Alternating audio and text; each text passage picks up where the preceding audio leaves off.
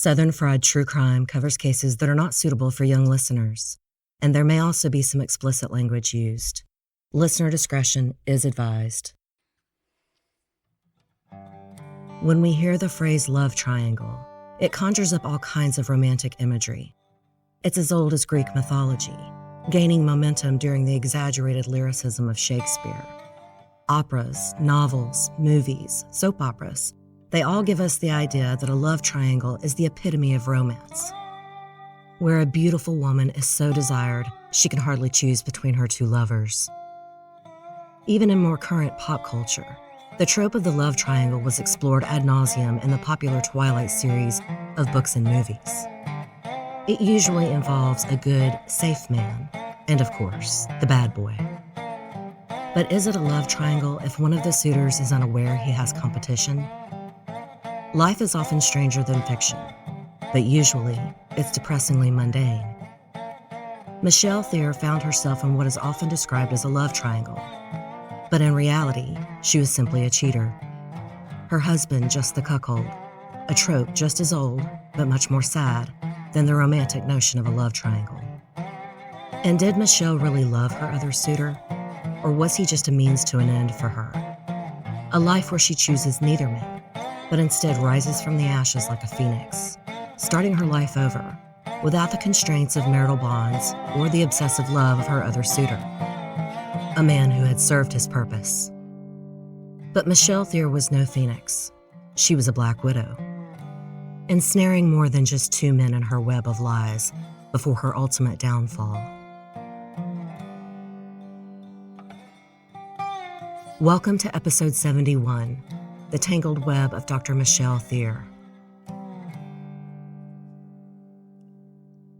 Fayetteville, North Carolina is home of the 82nd Airborne and the U.S. Army Special Operations Command. Fayetteville is also home to several museums of military, art, and history, and is famous for being the first American city named for the Marquis de Lafayette, the French aristocrat and military officer who fought in the Revolutionary War. After returning to his home country, the Marquis was a key figure in the French Revolution as well. 17 counties, more than 70 towns and cities, and hundreds of streets in America are named for the Marquis de Lafayette. I have discussed the city of Fayetteville at length in two other episodes, the Tim Hennis case and the Jeffrey McDonald case.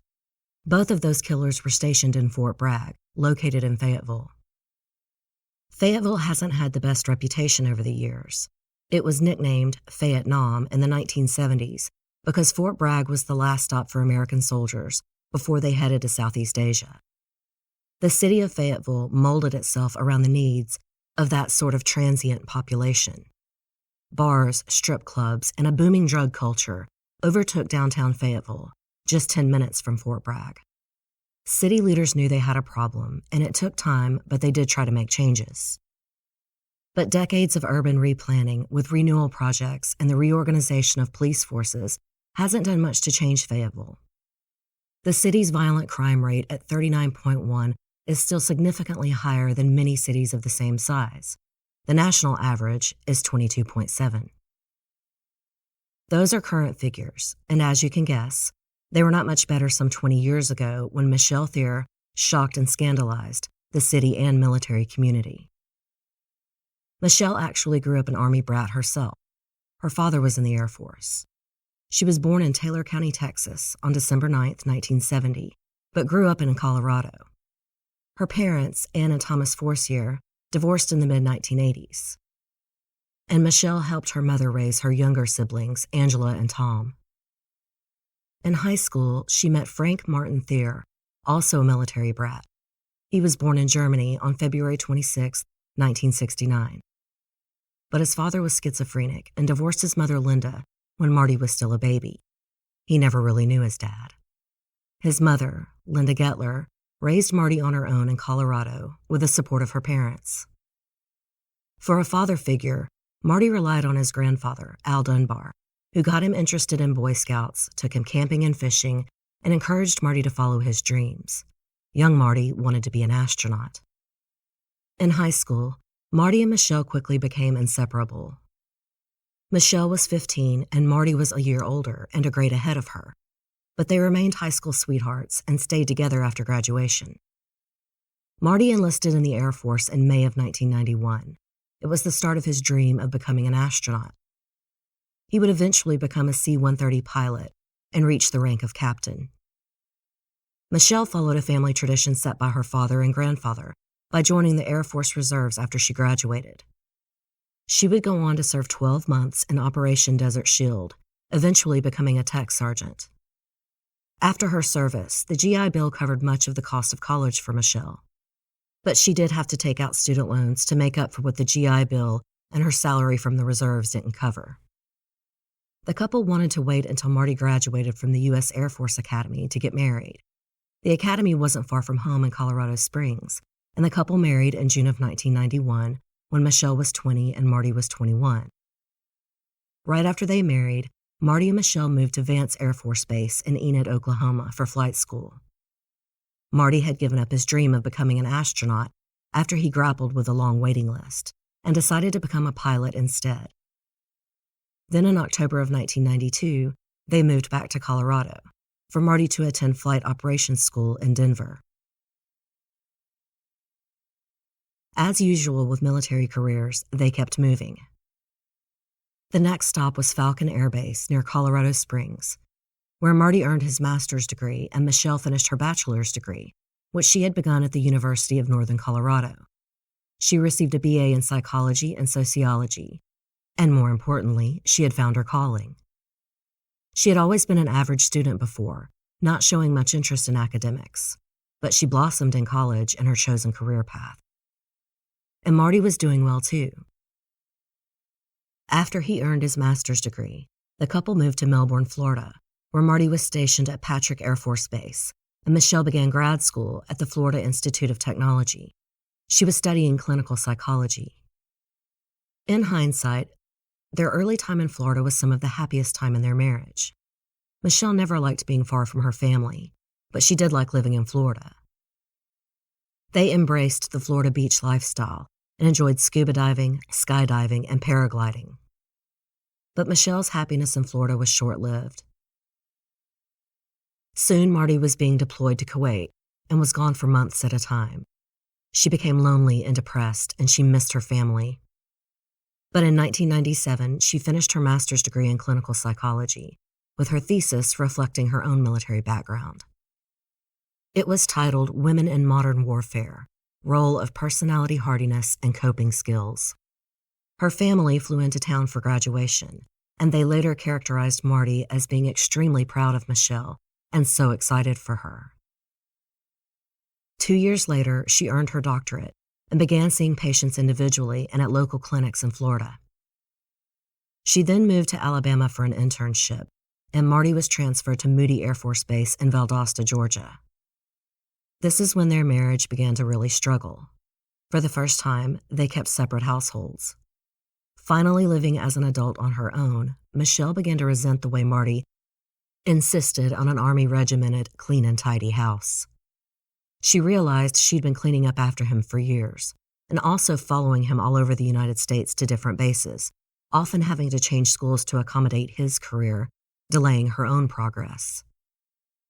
Also in 1999, Michelle claims to have found something on Marty's computer that made her believe he was having an affair. It's unclear what she actually found, and there was never any evidence that Marty actually had an affair. In the book, The Officer's Wife, it is speculated that Michelle found internet porn, which obviously isn't the same as having an affair, but it is very upsetting for many people. But I'm not sure it was as much upsetting as it was perhaps titillating for Michelle. She may have felt jealous at the time, but she would soon embark in an online life that would make a porn internet search blush in comparison. I'm going to pause now for a commercial break.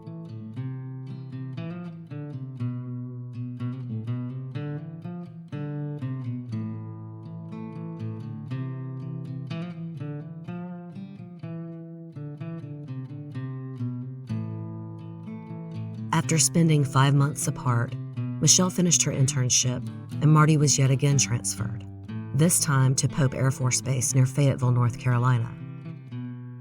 She went with him, It was their 6th move in 8 years of marriage. Michelle was not thrilled by the prospect of Fayetteville or of learning another city she was unfamiliar with. She thought finding work would be difficult. But a colleague at her last university connected her with Dr. Thomas Harbin, who had an office in Fayetteville. He was impressed with Michelle's resume, and she signed as a contract psychologist with his practice. She had to get a provisional license in North Carolina that would take a year to be upgraded to a full license. This meant that she couldn't bill major insurance companies, but she did build a small caseload at Dr. Harbin's and also worked as an adjunct faculty member at Webster University Graduate School at Pope and Campbell University at Fort Bragg. Author Michael Freeman said that Michelle never warmed to Fayetteville, though she had been able to find work and she did make friends within the military community. Despite making friends, she missed her family. She was about to turn 30 years old, and Marty had begun talking about wanting to have children, something Michelle didn't feel ready to do at this stage in her career, and certainly didn't want to do it so far from the support system of her family. Lonely, depressed, and aggravated with Marty, she turned to the internet. She started posting online ads looking for anonymous sexual hookups. Her screen name was Married Brunette, and she usually had an alias in her communications. She called herself Susan, Cheryl, or Shelley. One of her ads read, quote, "Sexy brunette seeks rendezvous man. Attractive, intelligent, very sensual professional seeks regular activity partner 2 to 3 times a week for long, hot, passionate encounters. Looking for emotionally stable, very attractive, physically fit, intellectually stimulating, fun-loving man who is not going bald. 25 to 35, Caucasian, drug, disease-free, over 6 feet tall, must live or work in Fayetteville. I turn heads. If you do too and meet all of the above requirements, let's meet for coffee and see what happens next. We'll only respond to inquiries that are interesting and stimulating. Discretion is a must." Michelle met many men anonymously who answered her ads, but there were only 2 she had real relationships with. The first was Charles McClendon. They had a 3-month sexual relationship, and while Charles had obviously met Michelle in an online ad, he seemed to think the 2 were exclusive. She had told him her real name pretty quickly, and while he didn't mind the fact that she was married, he hacked into her email account and was livid to discover she was still seeing other men from online ads. He said he was concerned with STDs, and maybe he was, but it also sounds like jealousy. He figured out her email password fairly easily. It was cheater, in all caps. He broke off the relationship, and Michelle moved on quickly. Whatever strong feelings Charles had, Michelle apparently didn't have trouble ending the relationship. She was more angry about the violation of her privacy, understandably. In the spring of 2000, Marty and Michelle's relationship was unraveling. He was still trying to make it work, but Michelle seemed to have already emotionally distanced herself from her husband.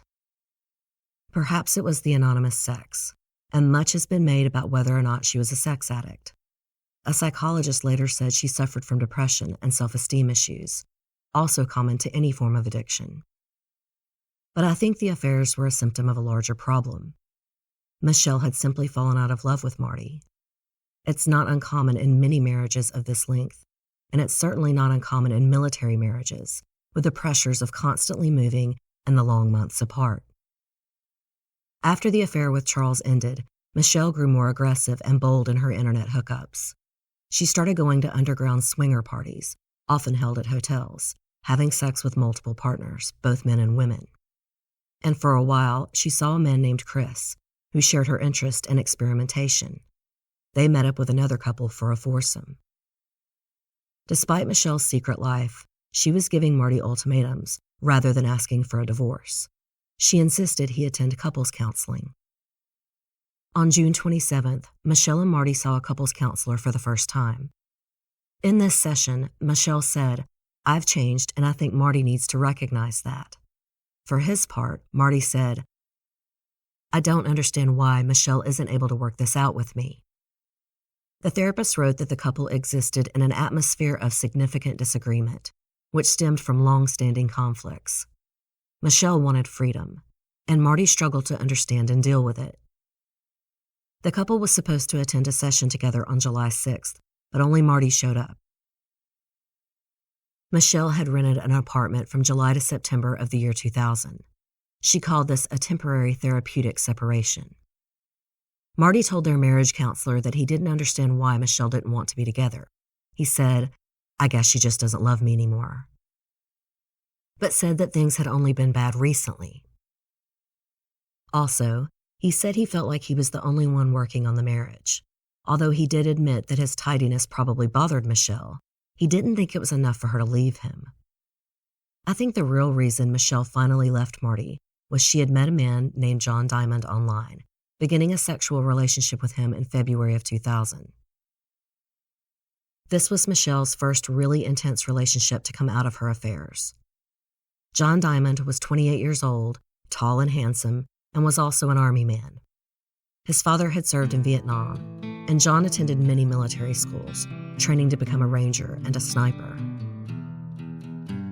He also happened to be married himself to a woman named Lourdes he had met while stationed in Panama. He had a daughter from a previous marriage, and he and Lourdes married in 1996, having a son not long after. But by November of 1999, they were legally separated, though still living together. To Michelle, John was everything that the reserved Marty was not. In the book The Officer's Wife, John is described as spontaneous, action-oriented, and self-assured to the point of cockiness. The affair with John Diamond was steamy from the start. He met her enthusiasm for sex equally, but he also wanted more from Michelle. He really loved her. Their email correspondence was voluminous, and while Michelle's was often playful and sexy in tone, John's were more passionate. One email read, quote, "I just don't want to lose you. I have never loved anyone or anything as much as I love you." And they carried on their affair out in the open, especially when Marty was deployed.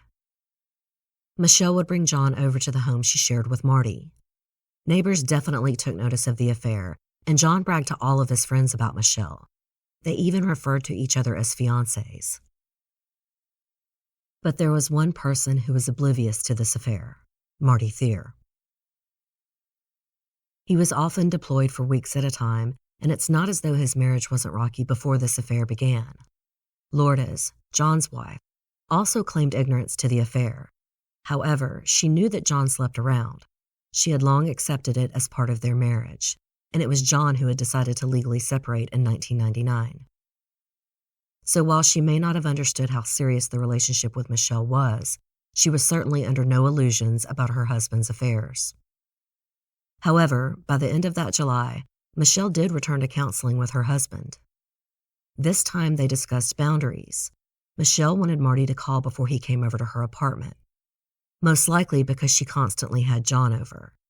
She never mentioned the affair in the counseling sessions, and this was the last time they saw the therapist together. The therapist would later testify that during the couple's sessions, he felt like Michelle was not looking for common ground and was attempting to distance herself from the marriage. He said she was not motivated to undertake therapy. But he did feel like Marty indeed wanted to make the marriage work and was attempting to accommodate Michelle's wishes. He also said Marty was the one putting all the energy in trying to get things back together. In August, Marty and Michelle went to see a chaplain on the Air Force Base. In their first session, the couple discussed difficulties in their marriage. By the second session, Michelle confronted Marty about the affair she claimed to believe he had. According to Michelle, Marty admitted to looking for a woman on the internet, but never actually sleeping with one. But we only have Michelle's word for this. After the second session, the chaplain said he was ill-equipped to handle their needs, excusing himself on the basis that the Theers were agnostic. Next, Michelle went to see a psychiatrist alone. She was diagnosed with depression. Over the next 4 months, she was prescribed various combinations of the antidepressants Celexa and Paxil, the anti-anxiety medications Xanax and Klonopin, and the sleeping pills Ambien and Sonata. Michelle continued to live in the apartment until the end of September when her lease was up. She had John over almost every single day. It was like they were living together. Even though Michelle went back to Marty, she and John continued their affair. Michelle grew more unhappy with Marty as the days went on. She didn't think Marty was fun, complaining that he didn't like to go out or do anything, which is a common reason for someone cheating on their spouse. Other people noticed how unhappy Michelle was. When Marty's mother came to visit, she heard Michelle call Marty stupid and watched Michelle shrug off a hug from her husband.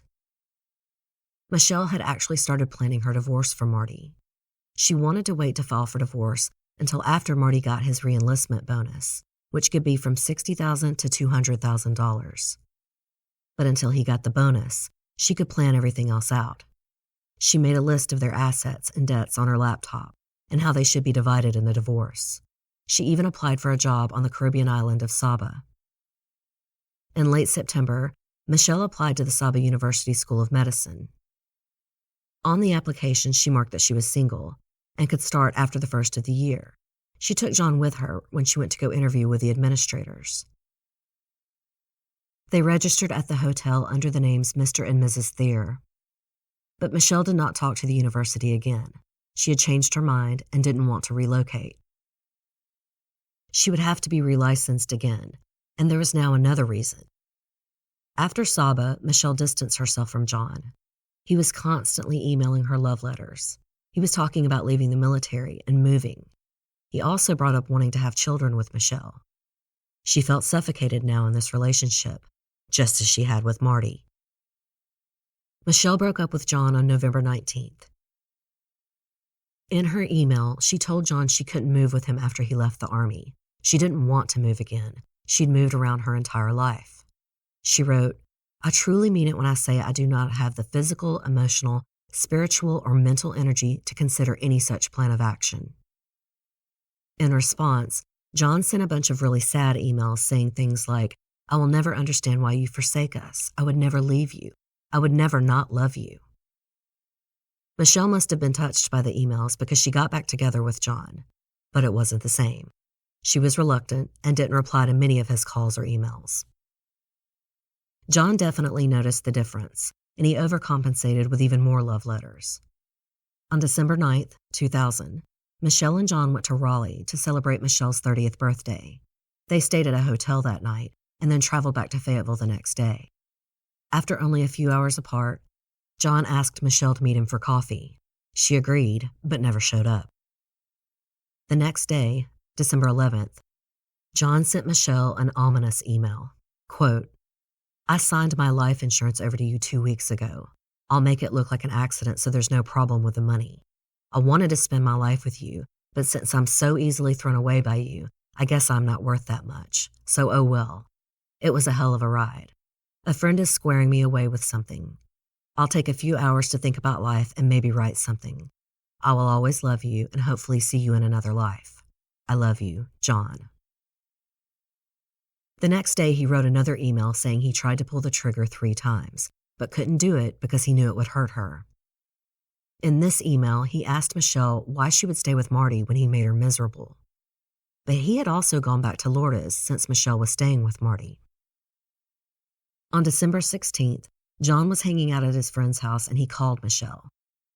After getting off the phone, John sat quietly.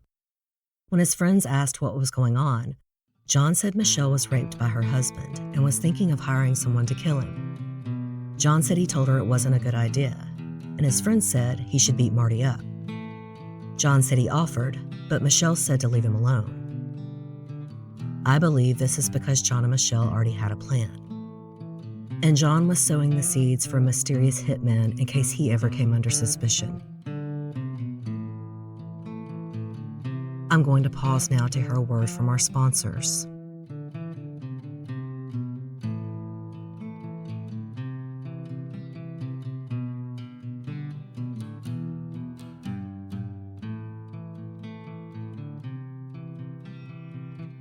Dr. Harbin, Michelle's boss, had asked her and his office manager Heidi to go to dinner to celebrate Christmas.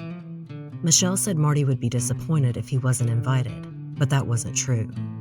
Marty actually had an early flight the next day and did not want to go. But Dr. Harbin opened the dinner up to spouses after Michelle's request. And when Michelle asked Marty to go, she told him that Dr. Harbin wanted him there. On December 17, 2000, the day after Michelle supposedly told John that Marty had raped her, Michelle and Marty joined her boss, his wife, Heidi, and her boyfriend for dinner at the Fox and Hound restaurant in Raleigh. The two couples had a nice dinner with Dr. Harbin and his wife. No one noticed any strange behavior from Michelle or Marty. After dinner, Marty and Michelle stopped for gas at a nearby gas station.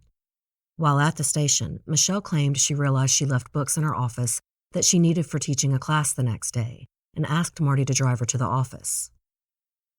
She said she went upstairs to her office while Marty stayed in the car. She claimed she was in her office for less than 4 minutes when she heard gunshots outside. She said she ran to the door and saw Marty on the ground. She claimed he was breathing, but not responsive. Supposedly, the office door had automatically locked behind Michelle as she ran downstairs, so she couldn't get back inside her office. So she ran 200 yards to a local video store. It was 10:57 p.m. as caught on security footage. 2 employees were in the back office when Michelle came in. She yelled, "Is anyone in here?" They came out and found Michelle at the counter. They later said she had no shoes on, and her hands and face were covered in blood. They said Michelle was hysterical, but they knew she needed them to call 911, so they did and handed her the phone. Michelle told the dispatcher that her husband had been shot. She gave the address and then ran back out the door to wait for the police and ambulance. Fayetteville police got there first and were pulling Michelle off Marty as paramedics rushed over to try and save his life. He had several wounds that were gushing blood, but he was not breathing. They attempted CPR, but it was too late.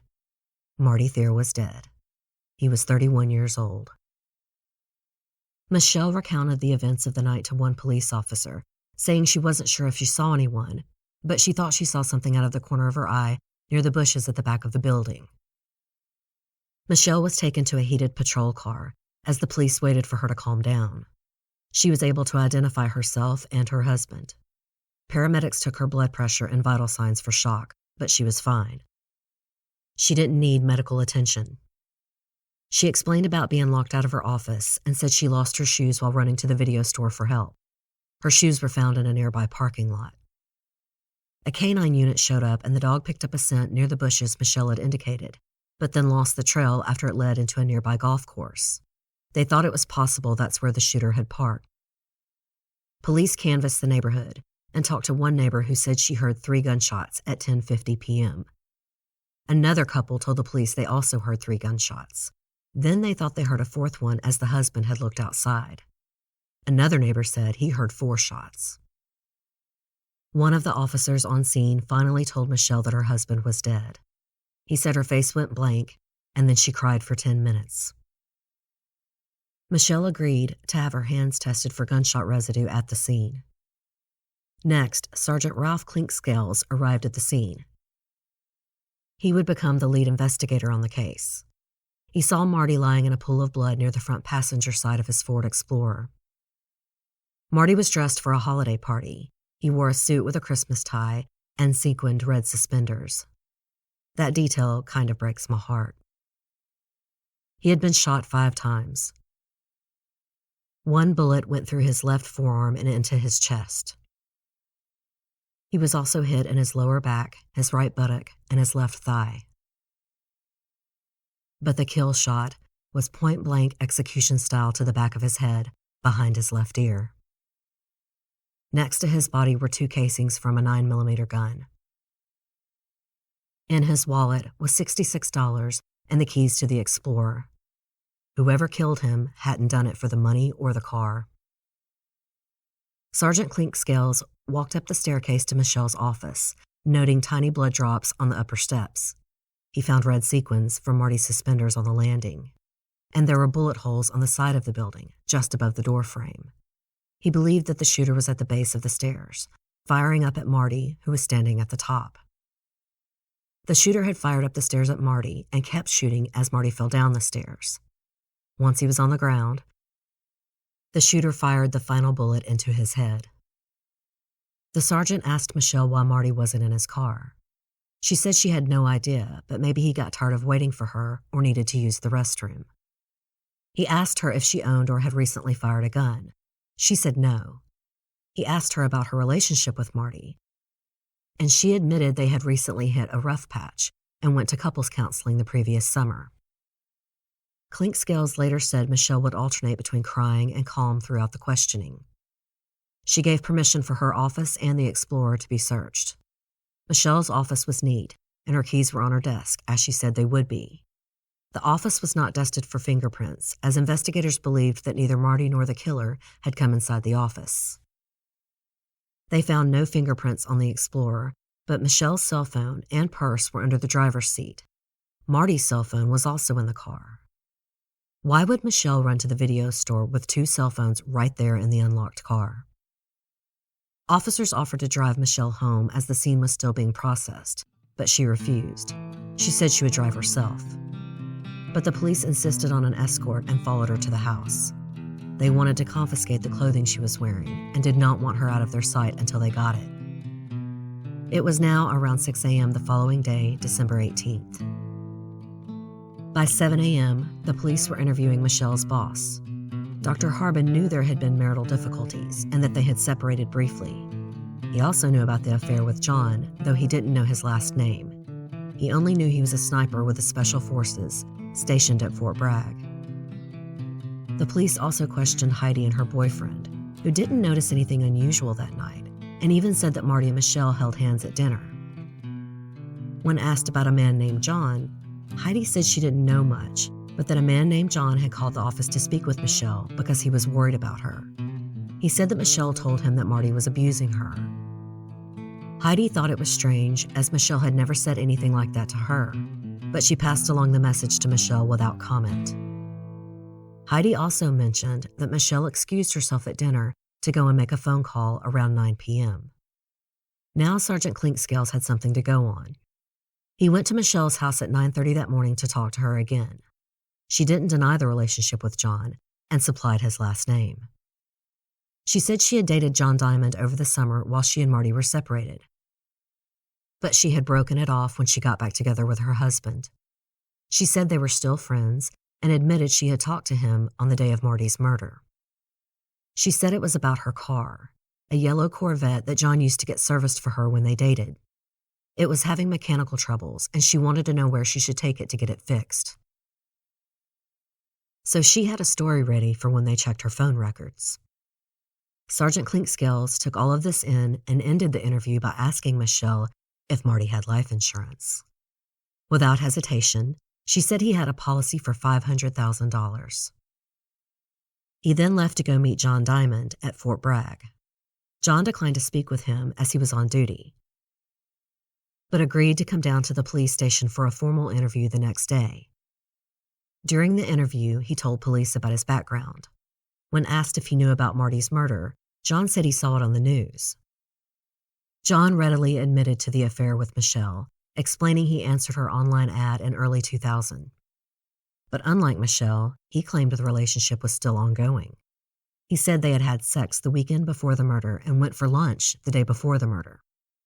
He said he didn't remember her calling about the Corvette as she had told police. John told police he didn't own any personal guns, per the Army's rules. You cannot own a private weapon and live on base. But he said he did often rent guns to shoot at a firing range. In fact, he had gone on December 18th, the day after Marty's murder. This was verified by receipts, which was pretty convenient because once the police verified the story, they didn't bother testing John's hand for gunshot residue.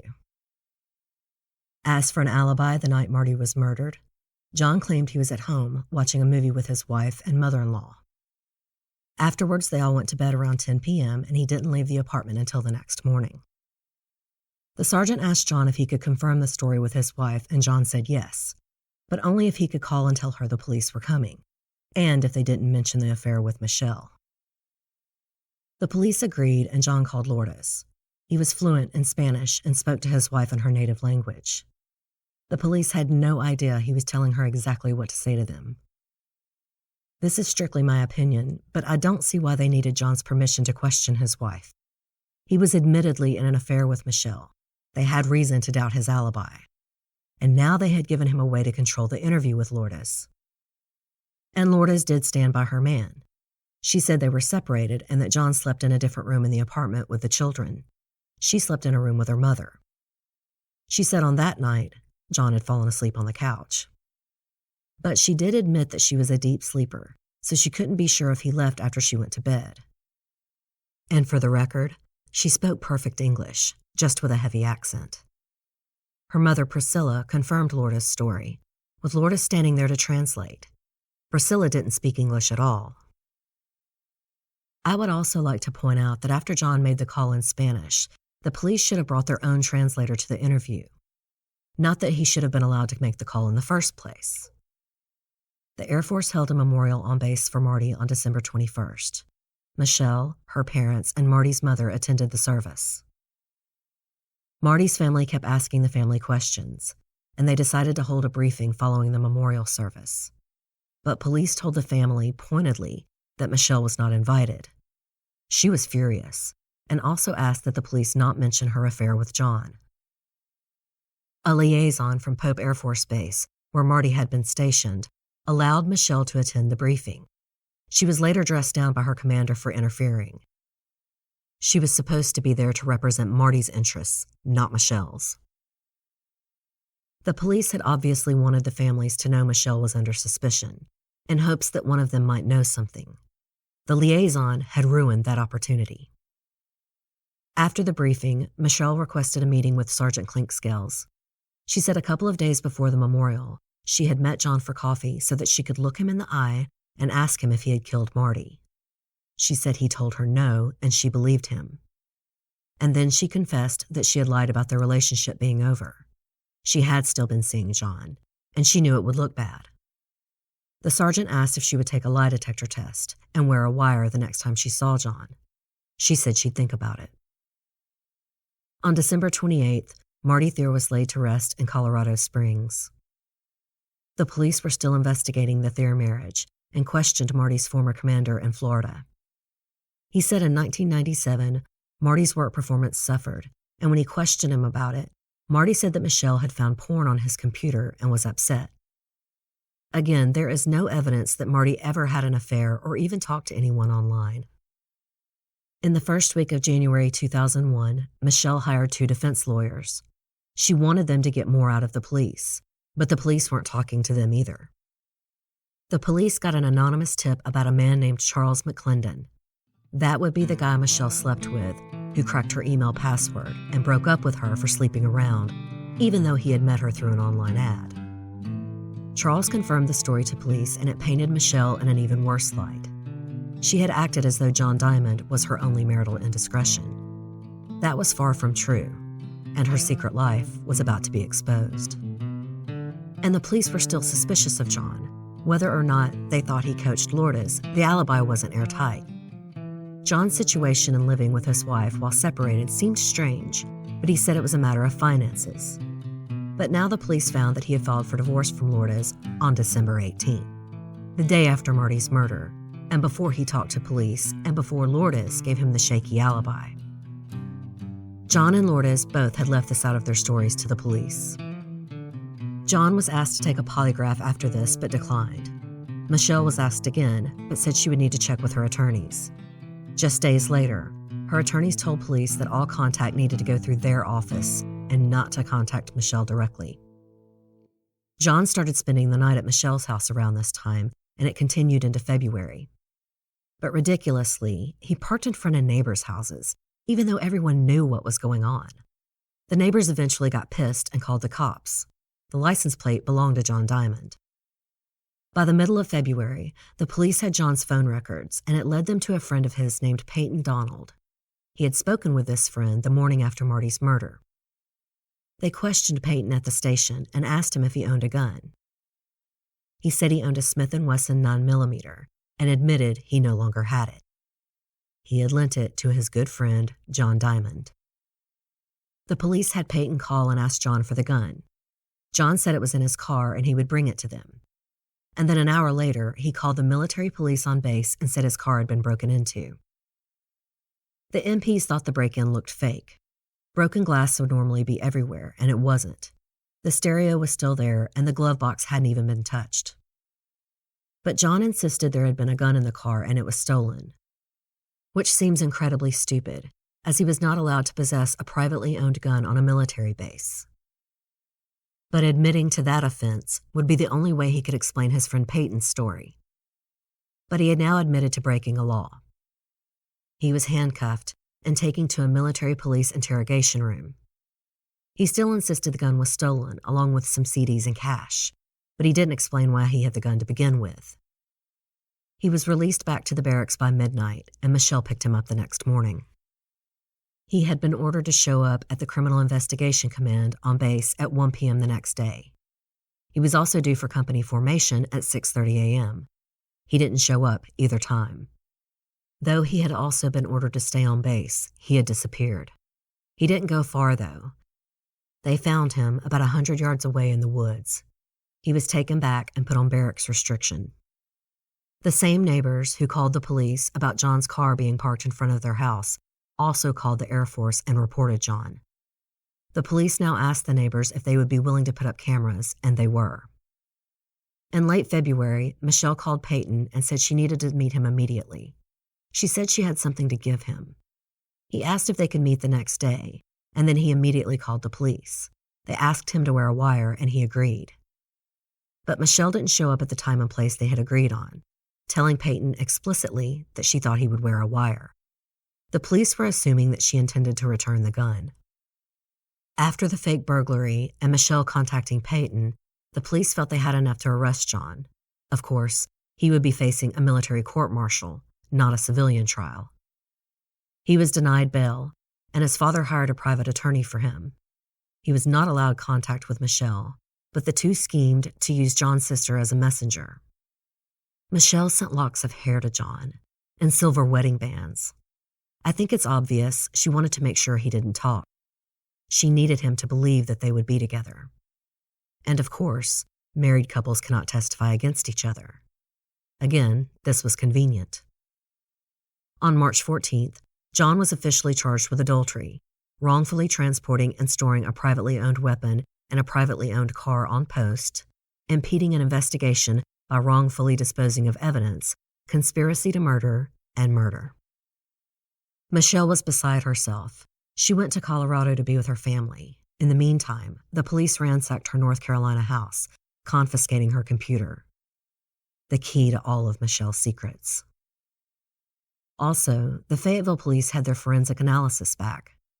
The bullets from Marty's body and the shell casings found at the scene would match the type of gun Peyton Donald said he loaned John Diamond. And Michelle's gunshot residue test had come back positive. But when police got to the scene, she was cradling John's head and had to be removed from his body so paramedics could work.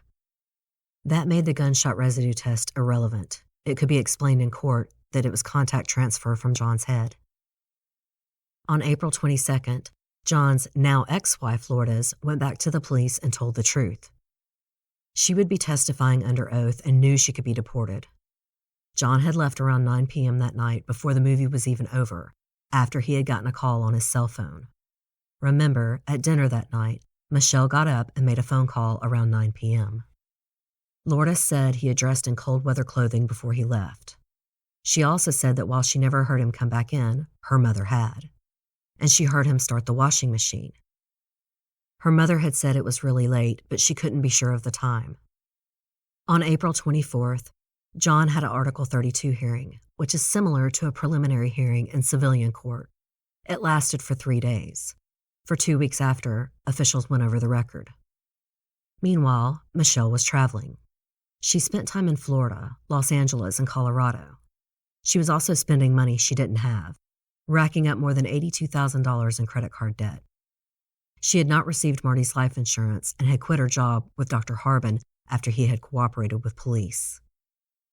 And she changed her name back to her maiden name, Forcier, though her medical license still said Marty Theer. On August 20th, 2001, John's court-martial began. He had opted for a military jury trial, which consisted of 4 officers and 2 enlisted members. For the conspiracy and murder charges, he pled not guilty. But he pled guilty to the transporting gun charge and adultery. For that, he received a dishonorable discharge and would serve 3 years in jail. but his attorneys felt that pleading guilty to those lesser charges would make John appear more truthful to the jury. They were mistaken. The prosecution laid out a timeline of Marty's murder, proving that John could have been there to commit the crime. They now had Lourdes testifying to the truth. He had no real alibi. And Michelle didn't help matters either. She testified at John's court-martial, but pled the fifth to every question. The prosecution contended that John and Michelle conspired to kill Marty. They said that John waited for Michelle to call from the restaurant, and then he laid in wait, watching for her and Marty to get to her office. When Marty got impatient waiting for Michelle and went up the stairs, John, a trained sniper, ambushed him. And as he landed at the bottom of the stairs, John shot him in the head point blank to make sure he was dead. And then he ran back to his car as Michelle came down to sound the alarm. John's defense rightly brought up that the prosecution only had circumstantial evidence. There were no eyewitnesses or forensic evidence to place John at the scene. They also contended that Michelle had set John up. She had lied to him about the rape so that John would borrow a gun and give it to her for protection, and then she killed Marty and planned to blame John. On August 24th, the jury deliberated for just over 3 hours and found John guilty on both counts. He was sentenced on August 28th to life without parole and then transferred to Leavenworth. On January 11th, 2002, John's attorney submitted a proffer in exchange for a reduction in John's sentence. He was now willing to testify against Michelle. He claimed she did say Marty had raped her and abused her and asked him to get her a gun. She said she would shoot Marty and blame it on an intruder. John said he did provide her with a gun and then met her at the office that night, but didn't witness the shooting. He heard the shots and then saw her standing over Marty, holding the gun with latex gloves on. He said he took the gun and told her to call for help. Then he took the gun to the firing range the next day and fired it so that if his hands were tested, he would have a reason for gunshot residue. After that, he said he and Michelle filed off the serial numbers and dismantled the gun, throwing pieces in different dumpsters when they were on a road trip to Florida. He said initially, Michelle hired him lawyers and said she would stand behind him. She promised him that when it was over, they would get married. But after he was found guilty and sent to Leavenworth, she cut off all contact with him. But this proffer was never signed. By the fall of 2001, Michelle was living in her grandmother's home in New Orleans. She still wasn't working because she wasn't licensed in Louisiana. Her sister later said she was depressed and anxious. But she still dated several men while in New Orleans, which does seem to be part of Michelle's psychological pattern. Sex was an outlet for her depression, stress, and anxiety. One suitor even gave her an expensive diamond engagement ring, and when Michelle called off the engagement, he told her she could keep the ring. On May 21, 2002, Michelle was indicted on first-degree murder charges. Police went to Louisiana with an extradition order, but Michelle had vanished. She was now on the lam. She had emptied her bank accounts, sold the ring and everything else she could, and packed up the rest and headed to Florida. She would stop in various towns on the way to rest. On May 28th, she stopped at a motel and stayed for 2 nights. There, she cut off her dark hair, very short, and dyed it blonde. Michelle made it to Fort Lauderdale, where she signed a 6-month lease on an apartment on June 1st, under the name Liza Pendragon. She told her new landlord that she was fleeing from an abusive husband in California, and that's why she didn't have identification. Her first week there, Michelle, ever the meticulous list maker, made an official plan of action on her laptop. She needed fake documents for the name she was using and planned to use 2 other names as well. As soon as she got to Florida, Michelle got plastic surgery. She told the surgeon she wanted to address her saggy eyelids and remove acne scars and skin blotches. She also wanted a nose job and a better jawline. She underwent 6 hours of surgery, paying up front with money orders from the cash she had been hoarding. Another tenant saw her walking gingerly back to her apartment, bandaged up, and when he asked her what happened, she said she had been in a car accident. She even had her arm in a sling, really trying to sell this fake car accident. This man spent the next few days caring for his poor neighbor. He finally got wise to her when he saw a white van parked outside of her apartment and another man going in. Dana Horton was 25 years old and had been seeing Michelle even before her surgery. She had also told him she was in a car accident. And she told him the same story about being on the run from an abusive ex-husband. She spent her convalescence writing letters to her family, including instructions on how to tie up her loose ends financially. She told them to put her vehicles in their names and wanted to be sure that some cash that was hidden in the Corvette went to her sister Angela, who needed it for school. On July 28th, Dana was visiting his family in Nebraska. While there, he was supposed to make a phone call to a man named Tom for Michelle on a public phone using a calling card Michelle had given him. It was Tom Forcier, Michelle's father. Before Dana could relay his secret message, Tom told him he wanted nothing to do with it and hung up on him. This was a huge mistake. Federal marshals were looking for Michelle and had interviewed all of her family members. There were wanted posters everywhere. By now, they knew she had rented a storage unit in Louisiana, and there had been 3 calls from Fort Lauderdale to the unit made from a paid calling card that couldn't be traced to a person. But Dana had used that same card to try and call Tom. They now had the connection they needed. They figured he was Michelle's new boyfriend and found his license plate and where he worked and surveilled him.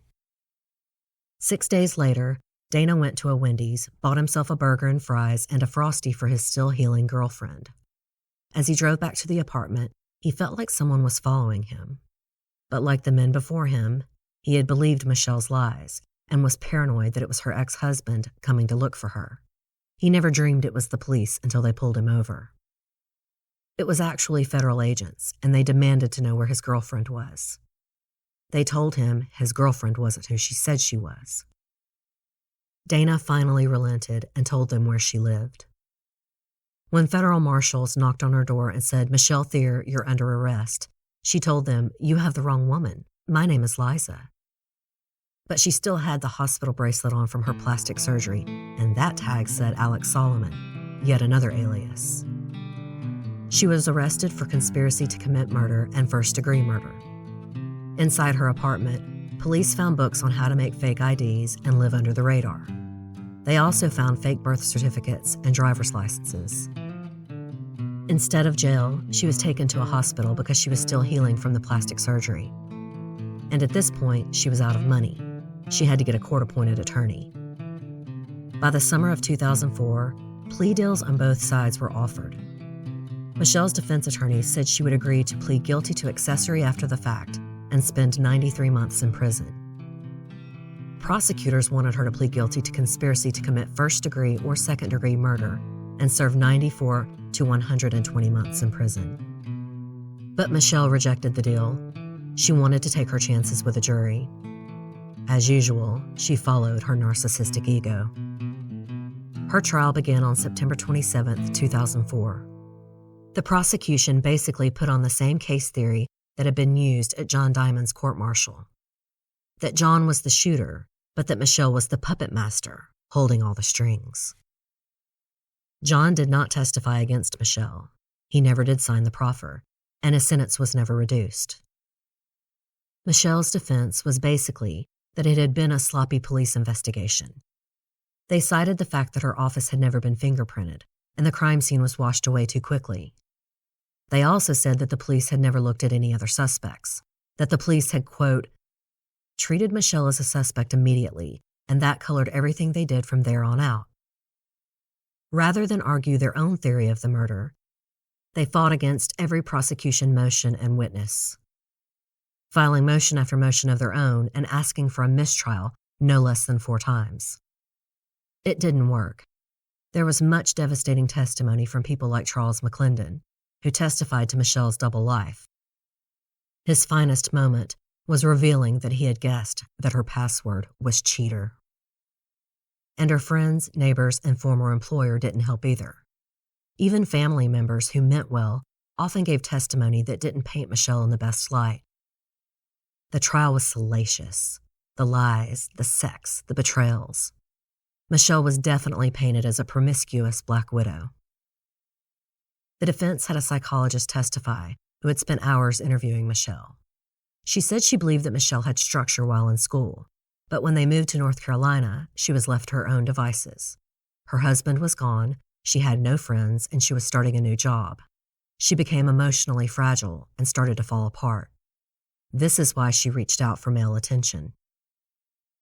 The psychologist was trying to mitigate Michelle's image to the jury. Sex addiction was not implicitly offered as a defense, but more like it was hinted at for Michelle's character. And her promiscuity did not make her a murderer.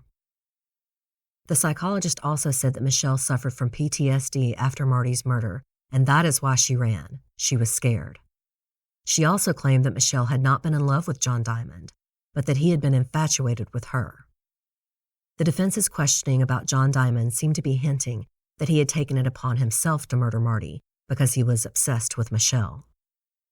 The psychologist ended her testimony insisting that Michelle lacked the wherewithal or emotional stability to plan such a meticulous crime.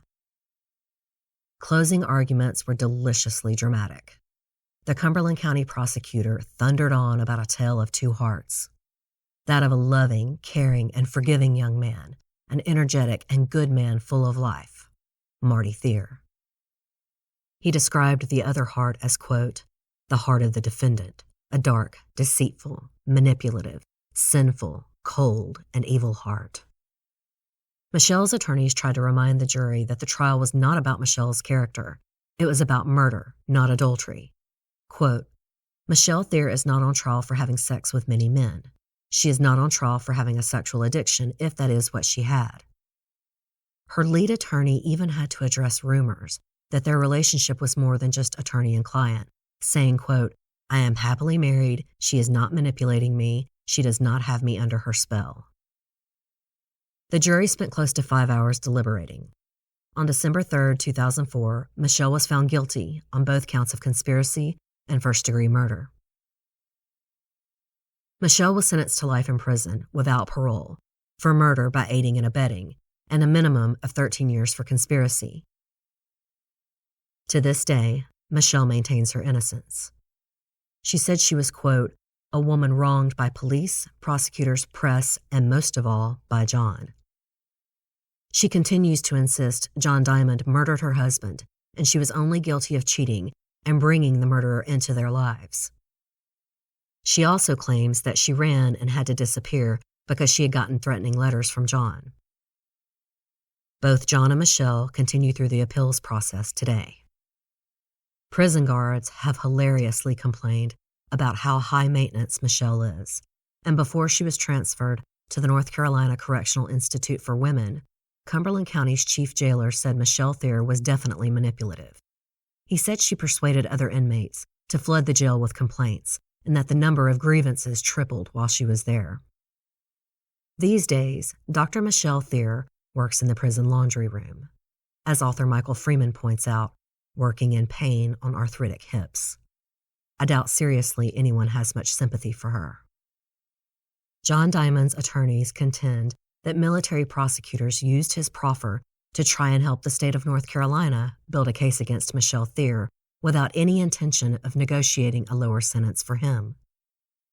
And for what it's worth, after giving his deposition for the proffer, John's story has never changed. I believe it's possible John Diamond is innocent of the actual murder.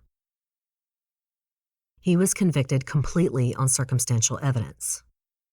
And I also believe Michelle is cold enough to have actually pulled the trigger herself. She was seen covered in blood and did have gunshot residue on her hands. But by draping herself on her dead or dying husband before police arrived, she was able to dodge these damning points of evidence. However, I know for a fact that Michelle Theer is manipulative enough to have pressured John Diamond into doing her dirty work. She has a gift for attracting men and getting them to do her bidding.